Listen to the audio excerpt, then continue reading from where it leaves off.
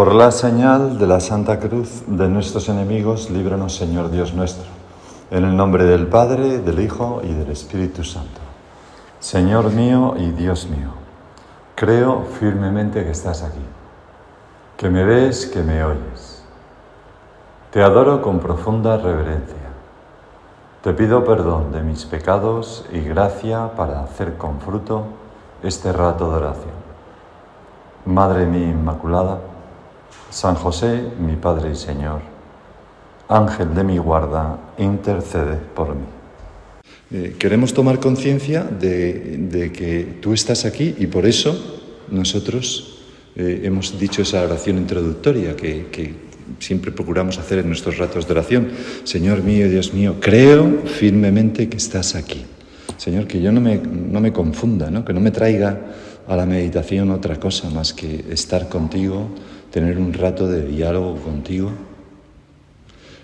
Ahora me he cambiado de centro y en el centro que estoy, que es un centro que hay muchísimo movimiento, tal, me lo estoy pasando fenomenal. Hay universitarios, jóvenes profesionales y un bullicio continuo, tal, barbacoas, tal. Y entonces el otro día yo voy saludando a gente, hombre, hola, hola, tal. Y entonces saludé a uno, hombre, ¿qué tal? Un chico joven, estaba con otro y él me saluda, me mira, sonríe y dice, tú no me reconoces, ¿no? Y digo, pues la verdad es que me suena mucho tu cara, hijo. Pues yo soy tu sobrino Juan. Digo, es verdad. Juan Velar Tuñón. Es verdad, Juan tal, no sé qué. Y va, pues tal. Y bueno, pues que, Señor, que te reconozca, ¿no? Que en medio del bullicio sepa centrar mi corazón donde tiene que estar centrado, que es en ti, presente en el sagrario. Y todas estas ideas me venían a la mente al veros al fondo. ¿No? Dices, hombre, no por mí, si a mí me da igual, ¿no? Si es por el Señor, ¿no? Imaginaros que vais a una presentación de un libro y os ponéis al final, ¿no? El que presenta el libro dice, no tiene mucho interés, ¿no? Es la vida. Bueno, pues después de la llamada de los primeros discípulos junto al mar de Galilea, que nos cuenta San Mateo, y después de la predicación en Galilea y de que tú, Señor, pronunciaras las bienaventuranzas en el sermón de la montaña, el mandamiento de la caridad, después de que dejaras admirados a todos tus compatriotas diciendo, pero ¿cómo predica esto? ¿De dónde salen estas palabras a y esta autoridad? Después de que hicieras un montón de milagros, ¿no? Milagros de curaciones, los ciegos, los 2 ciegos, el leproso, el paralítico de la camilla que descolgaron los 4 amigos. Milagros de echar a los demonios de la gente y meterlos en los cerdos que se despeñaban allí y tal.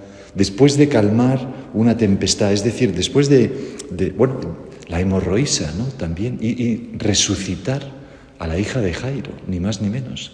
Pues después de todos esos milagros, se dice en el Evangelio de San Mateo que Jesús recorría todas las ciudades y al ver a las multitudes se llenaba de compasión por ellas, porque estaban maltratadas y abatidas como oveja que no tiene pastor.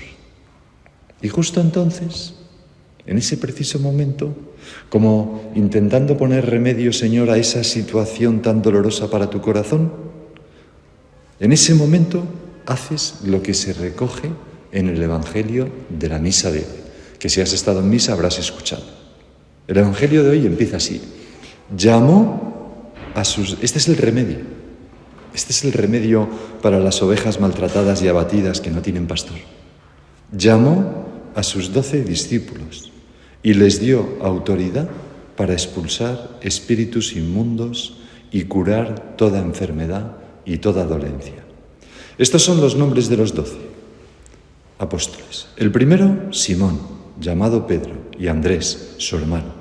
Santiago, el de Zebedeo, y Juan, su hermano. Felipe y Bartolomé. Tomás y Mateo, el publicano. Santiago, el de Alfeo y Tadeo. Simón, el de Caná, y Judas Iscariote, el que lo entregó. Bueno, pues cada uno de nosotros, cada uno de los cristianos, somos exactamente lo mismo que estos apóstoles. Es decir, somos los elegidos por ti, Señor, los signados con la fe, los que hemos sido sellados en el bautismo, ungidos con óleo en la confirmación, etc., somos remedio de Dios, consuelo de Dios, compasión de Cristo ante las multitudes, para hacer sentir el amor de Jesús, tu amor, Señor, a todas las almas, a todos los que nos pones alrededor, a todas las muchedumbres, a esas muchedumbres que están maltratadas y abatidas, un poco abolladas, ¿no?, como a veces se dice. Les llevamos ese amor que cura toda enfermedad y toda dolencia, que es el amor de que hemos recibido de ti, Señor. Nosotros nos sentimos profundamente amados por Dios, amados por Cristo. Y precisamente por eso somos capaces de dar mucho amor a los demás. Porque la peor enfermedad del mundo, la que más tristeza causa, no es ninguna enfermedad que Cris se encargue de curar, por ejemplo, ¿no?, o los que sois médicos o estudiáis medicina, sino que la peor enfermedad, como decía Benedicto XVI, es la soledad y la falta de amor. Y fíjate esta anécdota que se cuenta de la Madre Teresa de Calcuta, de Santa Teresa de Calcuta, que viene a decir lo mismo que el Papa Benedicto XVI. Dice que una vez, llegando a la estación de Shanti Nagar, después de varias horas de tren, empecé a sentirme violento, porque Shanti Nagar es un sitio donde hay una leprosería muy famosa, donde están los leprosos hacinados allí, etcétera, ¿no?, que las hermanas de la caridad, las misioneras de la caridad, tienen allí una casa. Y entonces empecé a sentirme violento, dice el sacerdote que acompañaba a la Madre Teresa, que escribe el libro. ¿Cuál iba a ser mi reacción en una aldea de leprosos? Le dije a la Madre Teresa que estaba un poco nervioso con aquella visita a la leprosería. Me encontraba inquieto y preocupado. Me contestó: Padre, lo que se va a encontrar es a Jesús con el repugnante disfraz del más pobre entre los pobres. Nuestra visita va a llevar alegría, porque, aquí esto es lo que me quiero fijar, la pobreza más terrible es la soledad y el sentimiento de no ser amado. La peor enfermedad de hoy en día no es la lepra ni la tuberculosis, sino el sentimiento de no ser querido. Pues Señor, nosotros te lo decimos ahora de corazón, cada uno de nosotros. Queremos ser consuelo tuyo. Queremos ser el amor de Jesucristo para las personas que tenemos alrededor. Y hay gente que lo son. Hay gente, si tú piensas, seguro que te viene a la memoria alguien, ¿no? A mí me viene a la memoria varias personas ahora mismo.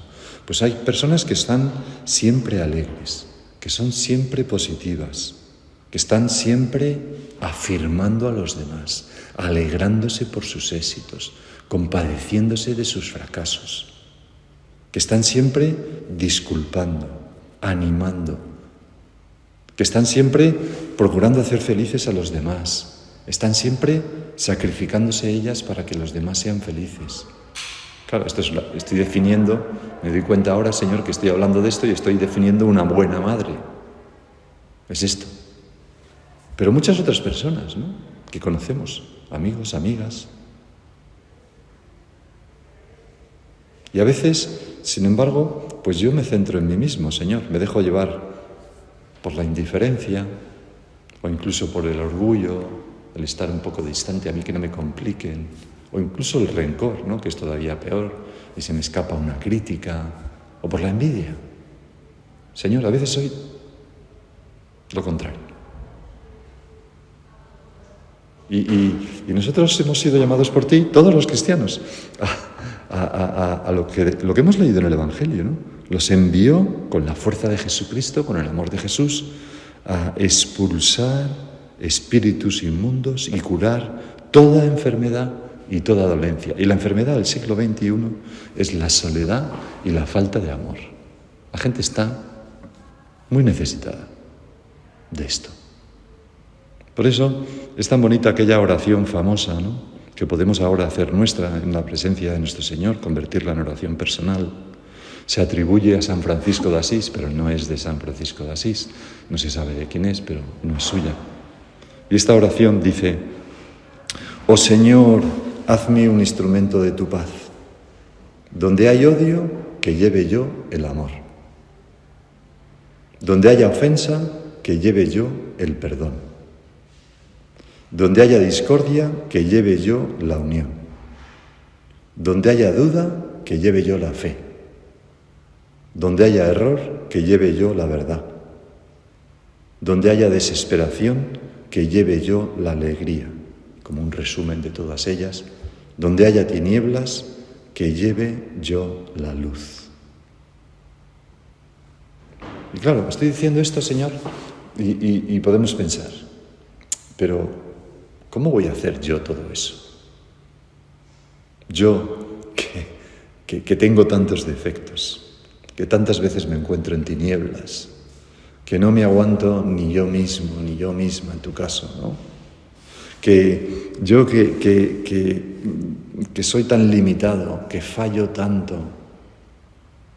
que podemos hacer nuestras las palabras de aquel cantante Bono, ¿no? El cantante de U2, que decía que no soy un buen anuncio para Dios, ¿no? Cuando se hacían eco de lo católico que era, y dice, sí, soy, pero yo reconozco que no soy un buen anuncio para Dios porque tengo muchos defectos. Bueno, pues todo esto nos viene encima y pensamos, ¿cómo voy yo a ayudar a las multitudes, a entusiasmar a un mundo cansado, como decía el beato Álvaro, si el primero que necesita ayuda soy yo? Y si mis capacidades, Señor, son muy limitadas. Bueno, pues si piensas esto, yo te diría, no, muy mal. Te estás fijando de nuevo en ti. Fíjate en Jesús, en Dios. Fíjate en lo que dice, ¿no? Fíjate en cómo empieza el Evangelio. Llamó y les dio autoridad y les dijo, id. Es el Señor el que lo hace, sirviéndose de nosotros. Es el Señor quien te elige, quien te manda, quien te pone, quien te da el amor con que quiere que ames a los demás, que cures esas heridas. Eres tú, Jesús. Y nosotros estamos aquí abiertos a eso. Y venimos a la oración no para escuchar a un cura, sino para decirte, abrirte nuestro corazón y decir, Señor, llénamelo de amor, llénamelo de fuerza, de generosidad, de espíritu de servicio, llénamelo de echa gasolina, ¿no? Para que pueda andar un poco. Y por eso lo del niño es tan gracioso, ¿no? Porque así me ve con ojos más grandes, ¿no? Da igual, podemos estar al final del oratorio, al principio, el Señor nos ve igual, ¿no? De hecho, Señor, cuando pusiste un ejemplo de un hombre que fue escuchado, fue el que estaba al final y se daba golpes de pecho en la iglesia, en el templo, mejor dicho. Y para que veas que esto es así, o sea, que las miserias no importa, que la limitación no importa, fíjate en la lista de los apóstoles que hemos leído, los 12. No hay ninguno sin defectos. Bueno, Judas fue el traidor, vale. Pero es que Pedro era impulsivo y jactancioso. Aunque todos te abandonen, yo no te abandonaré. Y luego traicionó al Señor. Tomás era también impulsivo y además era terco, testarudo. Si no meto el dedo en sus manos y si no tal, no creeré, y aunque me lo digáis todos. Santiago y Juan, pues eran unos salvajes intransigentes. Estoy diciendo tantas cosas de los apóstoles que me puede caer un rayo del cielo, ¿no? Con fuego devorador, ¿no? Pero eran los hijos del trueno, ¿no? Señor, ¿quieres que hagamos? No les reciben en una aldea y dicen, ¿quieres que hagamos descender fuego para que los devore? Hombre, no me parece a mí que fueran personas como especialmente caritativas y comprensivas. Y además eran bastante ambiciosos. Convencieron a su madre de que le pidiera a Jesús que sentarse uno a su derecha y otro a su izquierda. Mateo, pues era un publicano, un pecador, un traidor al pueblo judío. Felipe, que era medio griego, pues no entendía nada. Siempre que interviene es como, pero este hombre no se entera de nada, ¿no? Por ejemplo, cuando le dice Jesús que les va a mostrar al Padre, que se va, ¿cómo era? Bueno, no me acuerdo lo que le dice Jesús, pero Felipe responde, Señor, no entiendo nada, muéstranos al Padre y eso nos basta. Y le dice el Señor, Felipe, ¿tanto tiempo conmigo y aún no entiendes?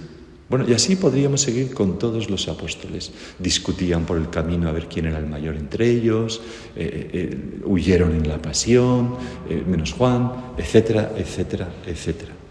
Eran hombres, pues de carne y hueso, como tú y como yo, pero elegidos por Dios, por Jesucristo. Y recibieron ese mandato, id y proclamad que ha llegado el reino de los cielos, con que acaba el Evangelio de hoy, y lo hicieron. A pesar de tener defectos, te querían, Señor. Eran personas que se arrepentían, que volvían a luchar, se levantaban una y otra vez. Y fueron capaces de ir por todo el mundo curando enfermedades y dolencias, expulsando demonios, llenando de la alegría de miles, quizás de millones de personas, extendiendo el reino de Dios por todas partes y tomando a su cargo, como los primeros obispos, pues las muchedumbres de personas y de cristianos. Y además, todos ellos, menos San Juan, murieron mártires. Dieron la vida por ti, Señor, al final. Bueno, pues tú y yo, igual. A lo mejor no vamos a ser mártires, damos la vida en minuto a minuto, día a día, pero exactamente igual. Tenemos los mismos defectos u otros que estos apóstoles. Pero también somos enviados de Jesús. Y nuestra vida no va sobre nosotros mismos, sino sobre los demás. Por eso, cuando San José María escribió una instrucción a los primeros seguidores, allá por el año 34, una de las cosas que les dice es, no olvidéis, hijos míos, que no somos almas que se unen a otras almas para hacer una cosa buena. Bueno, uno podría pensar, bueno, no, o sea, esto... Y dice, esto es mucho, pero es poco. No estamos hablando de eso. Los apóstoles no fueron unas almas buenas que se unieron a otras almas para hacer una cosa buena. No. Fueron apóstoles, enviados de Jesucristo con la fuerza de Dios, llenos de defectos. Y dice, esto es mucho, pero es poco. Somos apóstoles que cumplimos un mandato imperativo de Cristo. Y como los 12, pues tenemos defectos, claro que sí, pero no importa, sí luchamos, porque tantas veces a través de nuestras miserias combatidas, pues brilla la gracia de Dios, el amor de Dios, la buena nueva, el Evangelio. Muchas veces tenemos la idea de que deberíamos ser de otra manera. Es una de las ideas más perniciosas, ¿no? Y por supuesto que hay que luchar y mejorar, pero somos, como Dios nos ha hecho. No tenemos que cambiar de persona. Tenemos que mejorar, claro que sí, tenemos que convertirnos, tenemos que dejarnos llenar de Dios. En realidad, nosotros, Señor, no somos la idea que tenemos de lo que nos gustaría ser, somos lo que somos con nuestras imperfecciones, nuestra historia, nuestras meteduras de pata. Me he traído este libro, pero en fin, no creo que lea mucho, pero Elogio de la vida imperfecta, de Paolo Squizzato, El camino de la fragilidad. Es un librito que es buenísimo. Y ahí recuerda una cosa que cuenta otro escritor en otro libro, La hora 25, y este escritor contaba que las ostras que dan perlas preciosas son las ostras heridas, porque cuando sufren una herida reaccionan segregando nácar para tapar la herida. Las ostras que están sanas y perfectas, esas no dan perlas. Y nosotros, tantas veces nuestra vida, como la de los apóstoles, es pues así, estamos con heridas, pero combatidas, con miserias, pero combatidas. Y ahí dejamos espacio a la gracia de Dios, a la misericordia de Dios, para que haga en nuestro interior pues una perla. Y Dios se luce. Fíjate que con carbono se hace carbón y se hace un diamante. Qué cosas tan distintas, en valor, en belleza. Y la gran diferencia es la presión a la que está sometido. El diamante está sometido a mucha más presión y el carbono cristaliza de otra forma. Y a veces, Señor, pues nosotros estamos como diría yo, ¿no? Como colapsados bajo el peso de nuestras miserias. Pero si nos damos la mano a ti, si confiamos en ti, pues tú te pones de nuestra parte, apuestas por nosotros y hacemos esta maravilla.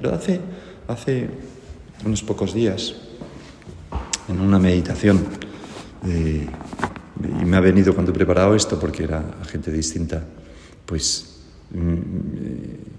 meditábamos unas palabras de una poetisa francesa que se llama Marie Noël, no sé cómo se pronuncia porque yo no sé francés, pero que tiene un diálogo secreto o algo así se llama el libro, o diario íntimo, diario secreto creo que es, donde recoge muchos diálogos con Dios, imaginados por ella, me imagino, ¿no? No es que sea una mística, ¿no? Sino simplemente que los imagino. Y entonces, tiene estoy aquí, Dios mío, ¿me buscabas? ¿Qué querías de mí? No tengo nada que darte. Desde nuestro último encuentro no he puesto nada a un lado para ti. Nada. Ni siquiera una obra buena. Estaba demasiado cansada. Nada, ni siquiera una buena palabra. Estaba demasiado triste. Nada, sino el disgusto de vivir, el aburrimiento, la esterilidad. Espero que ninguna se vea reflejada en estas palabras tan tristes y dramáticas, ¿no? De esta. Entonces, dice Jesús, dámelos. La prisa de cada día por terminar la jornada sin servir para nada. El deseo de reposo lejano del deber y de las obras. El desapego del bien por hacer. El disgusto de ti, oh Dios mío, dámelos.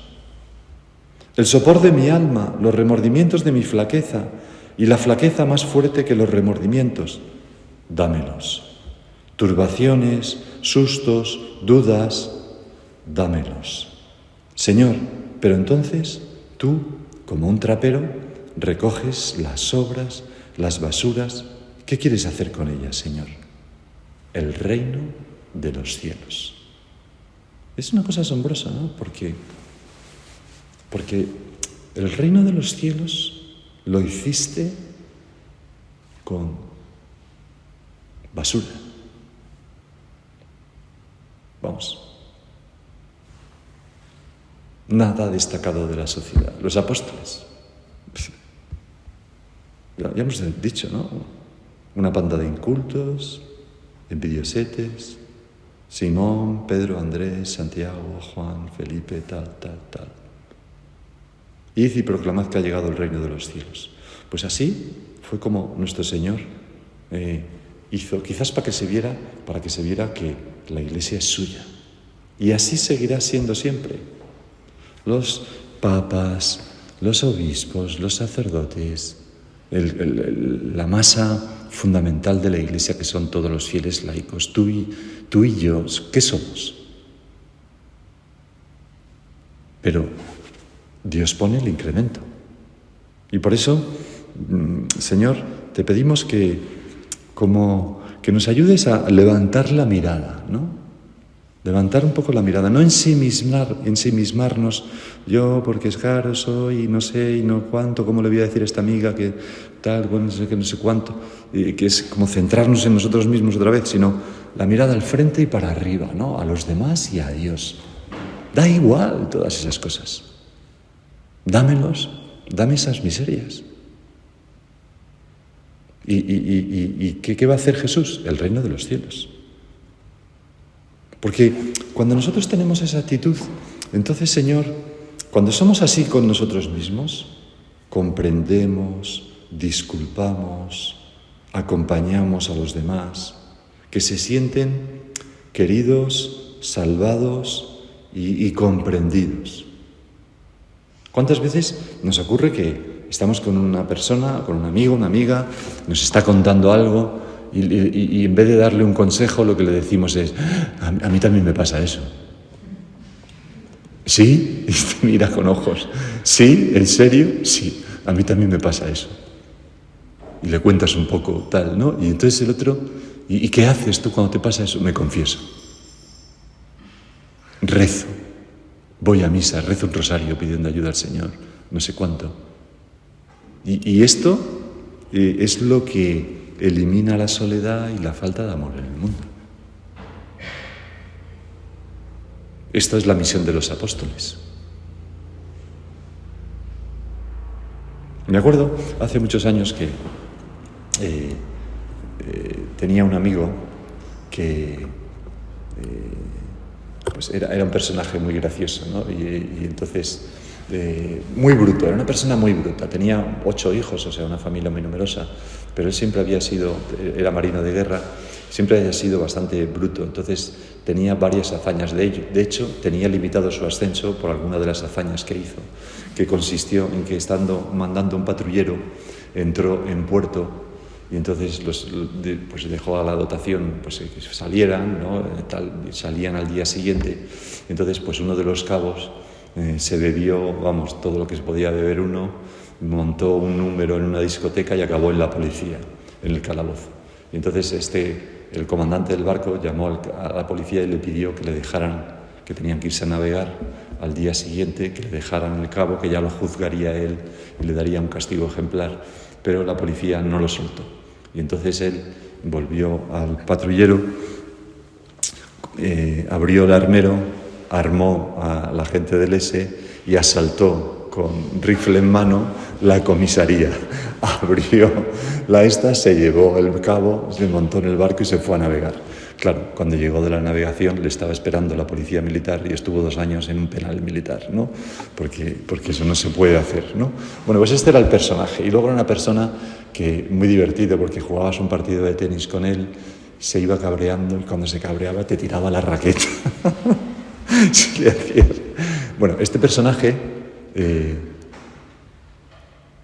se convirtió, o sea, sí, más que convertirse, seguía siendo el mismo. Se hizo supernumerario del Opus Dei. Y entonces, pues bueno, fue poco a poco tal. Y otros amigos me decían: no, José, si a mí no me tienes que hablar de que el Opus Dei es sobrenatural y que la gracia de Dios está ahí, porque yo, viendo a menganito que lo habéis admitido en el Opus Dei, digo, bueno, esto tiene que ser una cosa de Dios, porque a nadie se le ocurriría, ¿no? Y es verdad como la fuerza del converso, ¿no? El que se convierte tiene una fuerza especial para ser apóstol. Y quizás por eso, Señor, también elegiste a los apóstoles con defectos. ¿Cuántas veces San Pedro diría a alguna persona: no te preocupes, también yo traicioné al Señor, recomienza? ¿Cuántas veces San Juan diría a alguno, de hecho en sus cartas lo dice continuamente: hijitos, hijitos, amaos y de verdad, ¿no? También yo fui un salvaje que quería exterminar a todos mis enemigos. Y así con todo. ¿O cuántas veces Tomás diría: no seas terco? Mira, yo fui terco y el Señor se apareció y me tuve que meter la mano en sus dedos. O sea que a veces las miserias combatidas, cuando hay amor de Dios, no nos impiden ser buenos apóstoles, sino que lo facilita. O sea que no nos disculpemos. Vamos a terminar. Vamos a pedirle ayuda, como siempre, a nuestra Madre la Virgen, para ser esos apóstoles que su Hijo espera de nosotros. Le pedimos a la Virgen que nos ampare, ¿no?